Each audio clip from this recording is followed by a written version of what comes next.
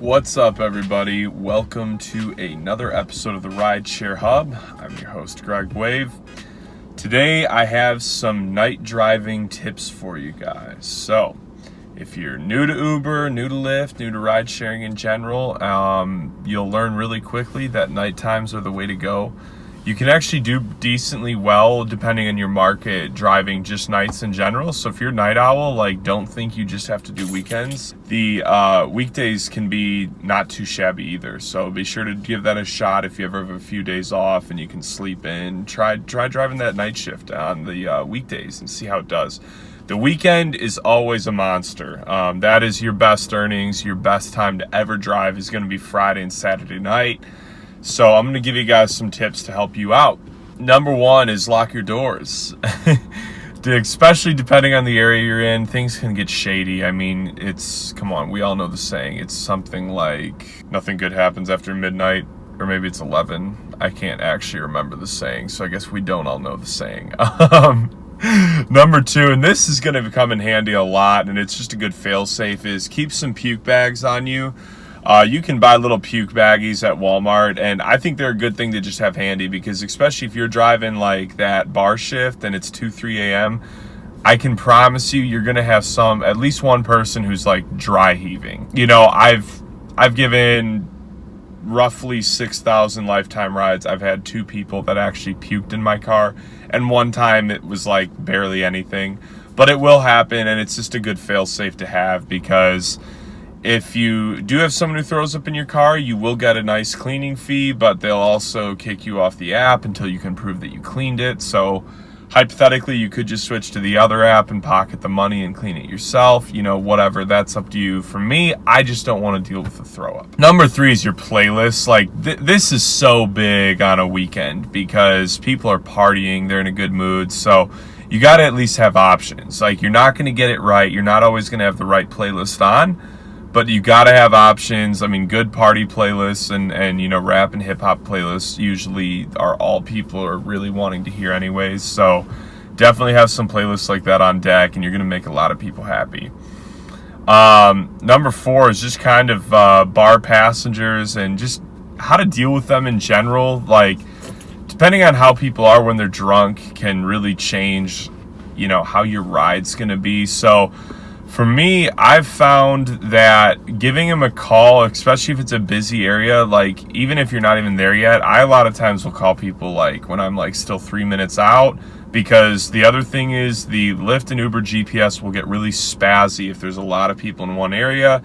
It'll have them on the wrong side of the road. It'll have them at the wrong bar. So I always call first and just, hey, I'm your Uber driver. I just wanted to confirm that you were at such and such bar. And I'm not even kidding you. I swear to God, 9 times out of 10, they're not. And they'll be like, no, I'm actually across the street, and depending on your area, that can be a huge difference. If you're in a city with a train, now you have to go make a U-turn to get around the tracks.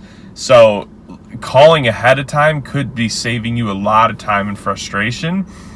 Because with bar passengers in general, that is one of the most annoying parts, is just trying to find them. Is they're drunk or they're not answering their phone or whatever the issue is. So doing whatever you can do to avoid having to deal with any extra problems is only going to save you time and make you more money. Number 5 is, this is just any time of day you should be practicing defensive driving. But I'm going to say it even more now, because there's a lot of people that still drink and drive. And if you're in a bigger city, and if you are, an experienced rideshare driver, you've experienced this, there are some crazy drivers right around 2-3 a.m. And so you got to really be on your guard. I mean, there's been so many times I've almost been sideswiped, people in my car, and it's scary. So just be very, very careful, and definitely, be a safe driver. Crazy, especially during these times. Number 6, you guys have all heard the stories in the news, but ask people their names, especially if it's a younger girl. Just make them feel comfortable. I had a girl the other day who told me that her driver was saying some BS about, she asked his name and he was like, well, I'm not supposed to say my name. If that's true, that's news to me. But you got, like, just put yourself in their shoes, you know, especially if they're alone. They're getting in their car, they've been drinking. They're getting in your car, they've been drinking too much. So make them feel safe. You know, I a lot of times say their name, and I also say, okay, and you're headed to such and such address, you know, just so they really know they're in the right car. Especially if you drive like a really, like, my actual car is a Nissan Altima and it's gray. So when I used to drive that, I mean, there's like a bazillion gray Altimas driving around at night.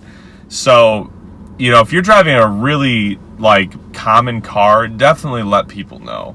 Because it's not that hard to get a Lyft sticker if someone was really trying to do something creepy, you know?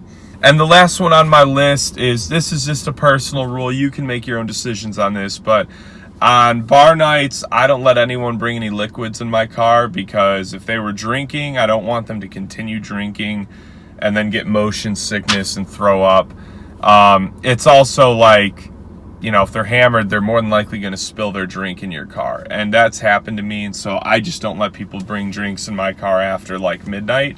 Before that, I don't really care because I trust people a little bit more. But after that, I just feel like you're just going to spill and just waste my time and my money. So I don't deal with it. I'll let you guys, you know, make your decision on that. But that's just something that I've learned from doing this. So that is my 7 tips for nighttime driving, guys. I hope you liked the video. If you did, give it a thumbs up and be sure to subscribe.